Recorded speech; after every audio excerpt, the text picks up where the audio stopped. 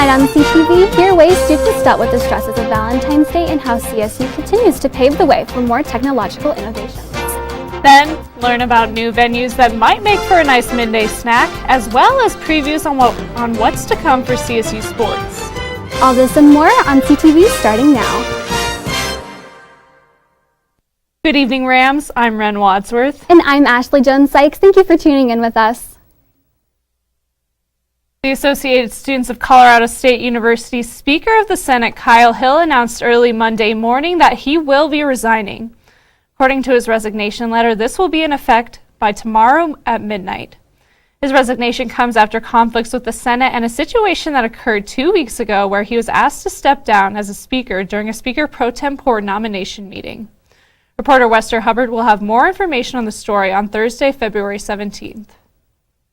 The 8th Judicial District Attorney Gordon McLaughlin ruled that Larimer County deputy is justified in the shooting of a man that occurred on January 10th following a high-speed pursuit. Dustin Bartless, a 35-year-old man, was reported creating a disturbance at a Family Dollar store in Wellington. Sergeant Jackie Simic responded to the scene where Bartless fled in a car. During the chase down I-25, Bartless attempted to run into other officer vehicles after being immobilized by a spike trap. This resulted in Simic firing shots into his car. Bartless did not receive any fatal injuries and was arrested on multiple felony allegations after the release from the hospital. No charges were put onto Simic and her actions were justified in the law. Fort Collins Police Department are seeking any information to help identify a thief. The suspect reportedly stole a doorbell camera from the residence and is suspected of damaging property as well. Police did not provide a specific address, but released the incident happened on Broadway Place in late January. The unidentified man is pictured on the very security camera he stole. Fort Collins PD asked if you have any information about the man shown or other similar incidences to call 970-221-655. Valentine's Day is a lovely holiday for grocery stores and couples, but students that spend the holiday alone may not feel the same way. Valentine's Day is a divisive subject for many students. For some, it's a celebration of love. For others, it's a nightmare of loneliness. Some students are doing what they can to combat the struggles of being alone on Valentine's Day. At least me, I'm not in a relationship, so it gets kind of sad sometimes, but I go to the gym, I go to work, I'm distracted, money over romance. Students like Margot Mitchner are celebrating everyone's happiness regardless of relationship status. I'm just trying to see it in a different light of, oh, it's awesome that these people are having a good time, and it's all right that this year I'm not doing the same things as them. For Rams looking to improve their friendship and relationship skills, the Health Center's coordinator of well-being has some helpful advice. Another tool called Nod, and it's a free app that's available to CSU students only. And the point of Nod is to help develop social relationships and to mitigate loneliness. In addition to the Nod app, the Health Center's mental health and well-being website has many more helpful resources. CSU has mental health resources for almost everyone. You can check out all that the mental health and well-being centers have to offer at their website. Colorado State University President Joyce McConnell presented a plan to the School Board of Governors earlier this month that aims to transform the university. The Courageous Strategic Transformation Plan builds upon CSU's initial commitment to learning, research, and engagement. McConnell encourages for collaborations across colleges and branches of administration at CSU. Additionally, it aims to make research and learning available to all who seek it and to connect the university to rural communities. The Courageous Strategic Transformation Plan began in early 2020, but was recently announced to both the public and school stakeholders. Evidence of the plan in motion can be found in recent CSU architecture such as the Denver campuses and the Power 2 campus. Larimer County has officially lifted its mask mandate, allowing many Fort Collins businesses to do the same. However, many businesses in Fort Collins are electing to make their own rules and regulations when it comes to the masks. Some popular Fort Collins venues like Comedy Fort and the Lyric are dropping the masks, but as for vaccine requirements, the Lyric will require proof of vaccination status at the door. Since the health department still recommends masks in crowded areas, indoor spaces, the Lincoln Center is keeping them for everyone over the age of 3, regardless of vaccination status. Colorado State University is expanding with a new energy campus dedicated to climate research and solutions. Named after the CSU Energy Powerhouse, its successor, Powerhouse 2, aims to create a space for researchers of all disciplines to create climate solutions. The new campus will focus on 5 main areas to study: transportation, manufacturing, buildings, food/agriculture, and electric power production. The building itself plans to be eco-conscious as well, being constructed from timber rather than carbon emitters like steel and concrete. Similar to CSU's Moby Arena, heating and cooling to the center will come from geothermal ground sources. The unveiling for the campus takes place tomorrow at 5 in the evening. It will be held at the center's location on the corner of East Vine Drive and North College Avenue, next door to the First Power campus. What will the weather look like for this exciting event? Krista McAllister joins us after the break with all you need for this week. Stick around. Queen is just my everything. Right now, I wouldn't know where my life would be without her. They say chivalry's dead. It's not. Terrence is a gentleman. He opens doors. His smile did it. His smile, his eyes, his knowledge. My landlord, he decided that he wanted me to move based on the fact that I was transgender.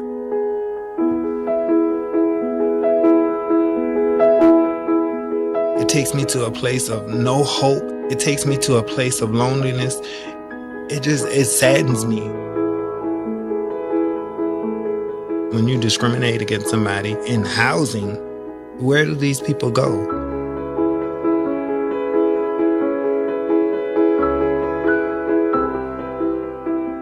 Let's just respect people in everyday life for just being human.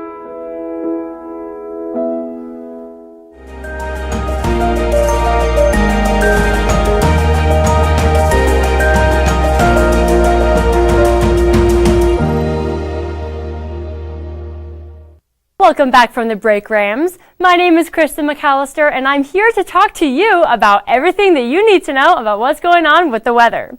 Let's start by looking at what the weather is outside right now. We are sitting at 46 degrees with a humidity of 39%. This is going to be a little bit surprising considering the weather that we have coming in tomorrow, but we'll get there in just a second. The cloud cover is sitting at 60%, as you can probably tell because there are lots of clouds outside, and the sunset did set earlier today at 5:35 this evening. And what did the weather look like today?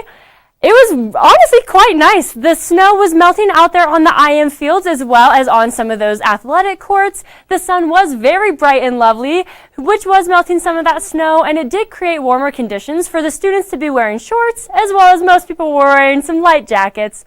As I said earlier, there was quite a few clouds in the sky today, which did bring in a little bit of a breeze, which is going to contribute to some of these lower temperatures that we see tonight. Starting off in Fort Collins at 26 degrees, it gets a little bit warmer as we move down the I-25 corridor, hitting the 28 degrees in Denver, Colorado Springs, and Pueblo. As we look into the western side of the state, hitting the state high at 33 degrees in Grand Junction, with the lowest temperature at 11 degrees in Gunnison. And as we move on to the eastern side of the state, hitting 25 degrees in Sterling, a little bit warmer in Lamar, and the lowest temperature coming at us from Lyman at 20 degrees. And as we look into what the temperatures are going to be like tomorrow, 34 degrees in Fort Collins, 39 in Denver. These are indicated in red because the National Weather Service has said that there will be a winter storm watch. This will begin for both cities at 2 in the afternoon tomorrow. This does just indicate a little bit more of those crazy weather patterns that we may or may not see, but those are in effect for the next couple days until Thursday in Fort Collins and until Thursday again in Denver. As we move down, it gets a little bit warmer, 43 degrees in Colorado Springs, 52 down in Pueblo. Looking more onto the western side of the state, we hit the highest temperature down in Alamosa in the southern part of the state there, and 31 in Vail, a little bit colder, 30 degrees in Telluride, hitting the lowest temperature there on the western side of the state. As we look over to the east, we have our state high in Lamar at 52 degrees, with Sterling at 34, a little bit warmer in Lyman at 42, and Burlington sitting over there, a nice 40 degrees. Nice way to round out the eastern side of the state. And what is tomorrow going to look like, you ask? Well, never fear. Let's talk about it. 34 degrees, a little bit chilly, slightly warmer than freezing, which pretty good in my opinion. The low at 15 degrees. We will see some afternoon snow starting around 11 in the morning. So we may, if you're leaving for class at that time like I am, definitely I'm going to be bringing a little hat, a little bit of a warmer jacket as well. We do have that winter storm watch in effect tomorrow. The snowfall will be anywhere between 1 inch to 8 inches, just depending on how all that snow comes rolling in with that winter advisory. We will see between 4 to 8 inches, but it could be as low as 1. A little bit of variation there. Let's hope that it stays on that lighter end. And finally, we have those wind gusts coming in between 10 to 15 miles per hour from the east. Could get up to 35 miles an hour. Same deal here. I just am going to hope and pray that we stay a little bit less gusty because I'm not the biggest fan of wind. And moving into what the weather is going to look like for the rest of the week. Warming up a little bit from those snow showers on Thursday at 36 degrees with a low of 20. A little bit warmer again on Friday at high of 45, low of 23. And beautifully, in my opinion, warming up for the weekend on Saturday at 53 degrees for the high, Sunday even warmer at 55 degrees, and then we hit the lows at 27 and 28 respectively for those 2 days. Well, Rams, that is all the weather that I have for you now, but stay tuned after the break because Ren and Ashley will be back to give you more updates on the news.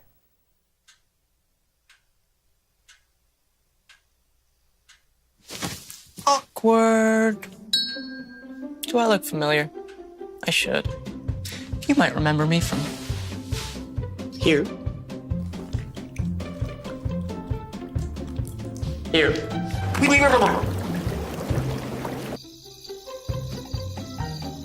Or maybe even here. But an awkward silence can be a great thing. It can actually be a perfect moment to reach out to a friend and ask if they're okay if they seem down. Doesn't matter how you say it. You all right? Everything's okay? Oh, gee. You all right, girl? You cool? You bugging dog. Just show you're there for them. Go on, Kelly. Seize the awkward.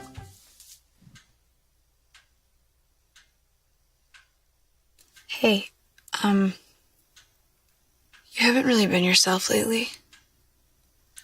Are you okay? Find out how you can help a friend with their mental health at seizetheawkward.org.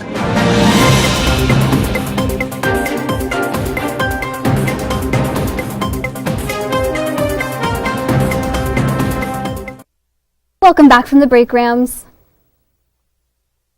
Valentine's Day can be a stressful time for anyone, but 2 CSU student organizations came together to create a calming craft activity.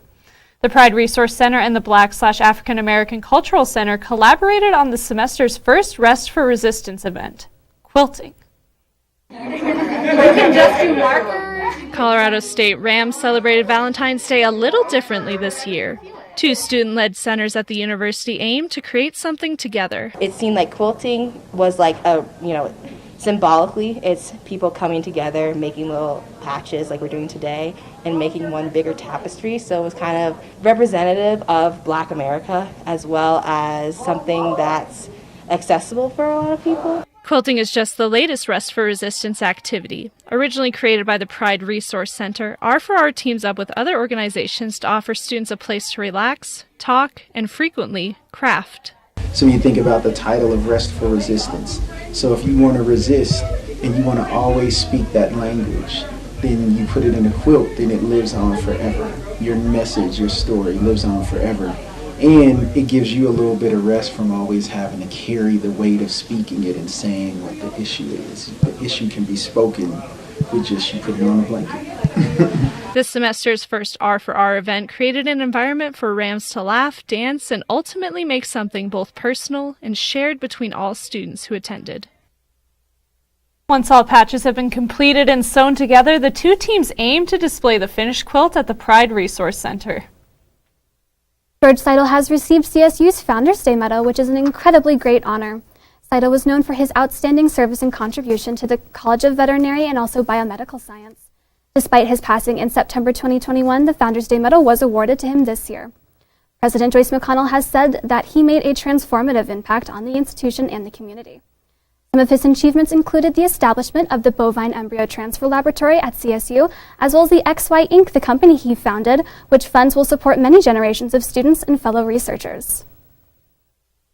Brand new bakery has opened in downtown Fort Collins, and they definitely have something for everyone.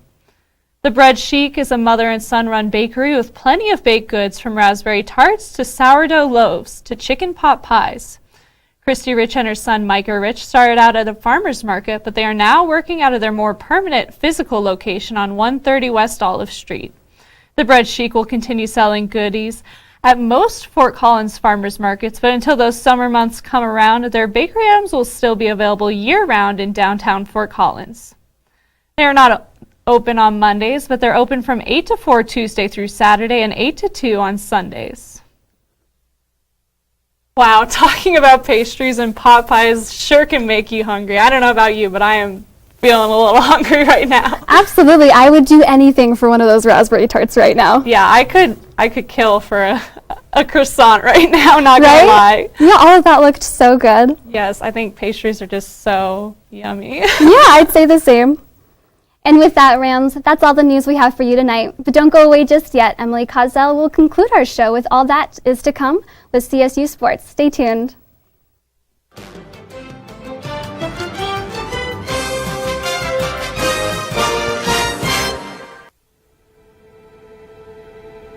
I am what hunger looks like in America. I am an 8-year-old girl who's not excited for the last day of school. Because this may be the last time I'll have lunch. Till September. I am a single father of 2 who works 3 part-time jobs. And that's still not enough to put food on the table. I am a 16-year-old boy who just got my first job to help feed my little sisters. I was created by artificial intelligence from faces of the 1 in 8 Americans who struggle with hunger. People you pass by every day but never knew they were hungry.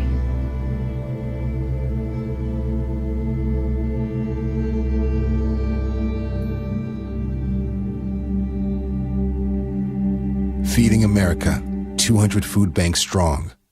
What's up, Ram fans? Welcome back to Tuesday Night Sports. I'm your host, as always, Emily Cosell, back for yet another week to fill you in on all of the wonderful things going on with the green and gold and much, much more.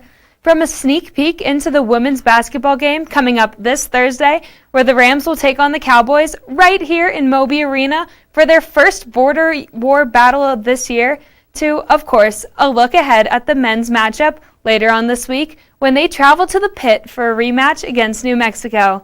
All of that and more on Tuesday Night Sports, which starts right now.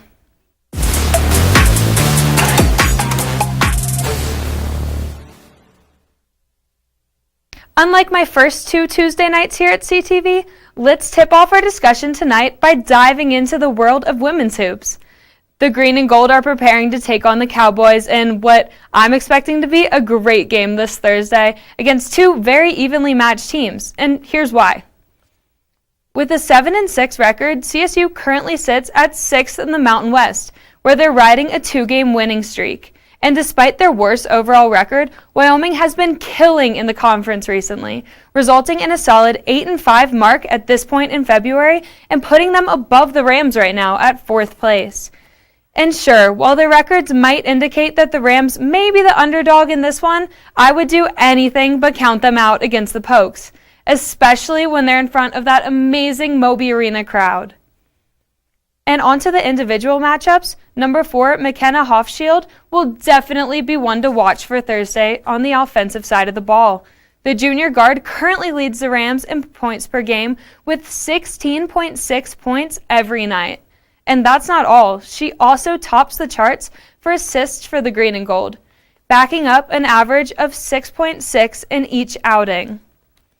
Now, onto the other side of things, this is pretty similar to number 12 on the Cowboys, McKinley Bradshaw, who puts in the work for 15 PPG and is fresh out of dropping 33 on San Jose State's heads. But look, she isn't the only player the Rams should be looking out for, though. Tommy Olson is also a beast on the court, leading Wyoming in dishes to her teammates and being the facilitator of this potent cowgirl offense. Once these two get into the game and work together with their 2 different skill sets, they can be very tough to take down.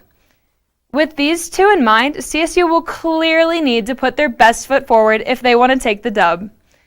And with the end of the season quickly approaching, it's becoming more and more critical for the Rams to secure every win they can if they want any chance at postseason play. But even with this added urgency aside, I just can't wait to watch the action unfold in Moby this Thursday at 6 in the evening. These are two evenly matched squads, and I'm anxious to see how the green and gold matches up. And after all that, let's now switch our gears to the other side of the coin with Coach Medved and crew. And wow, have they been giving us a lot to talk about recently. I mean, come on, the green and gold are 20-3 so far this season. And I don't think they plan on slowing down anytime soon. After their massive win up in Boise on Sunday, the Rams head into yet another away game this Thursday night down in the pit in Albuquerque, where they'll face off against a mediocre 10-14 Lobos squad. And with this below-average record in mind, personally, I'd be super surprised if CSU didn't pull out the dub come later this week. And here's why. When the Rams get into their groove, they're extremely hard to stop. And with the way this New Mexico team has been playing recently, they'd have to pull out all the stops and play their best game of the season to even have a chance against this uber-talented CSU program, especially when David Roddy gets fired up. On Sunday, number 21 scored a quiet 18 points for the green and gold, while also shutting down the Broncos in overtime with a crucial block on the final shot to secure the win, 77-74. And looking at who they're up against, the Rams will need to keep an eye on New Mexico's number 5, guard Jamal Mashburn Jr. The Lobos star averages a solid 16.9 points per game. And when he gets going, he can definitely be a hard one to guard. And we all know how much trouble the Rams have had this year when going up against the team's number 1 option. Oh, and New Mexico also has another star in number 10, Jalen House, who's right behind his running mate Mashburn for 16.6 a night. Like I said at the top, if the Rams keep playing at the level they have been, this game should be a relatively easy one, even with the firepower on the other side. And their chances only increase further when you consider the way that Isaiah Stevens has been playing recently. The junior seems to have been shaken a little, and now he's back to playing better than ever. I know I wouldn't want to match up against number 4 when he gets into the zone. I'd have my ankles absolutely broken. And with that considered, I can't wait to watch the action unfold live on FS1 come Thursday night. And well, Ram fans, with that, that's all the action I have for you tonight. Tune in tomorrow at 7 for the first Women in Sports show this semester, and I'll see you next week. Have a great night.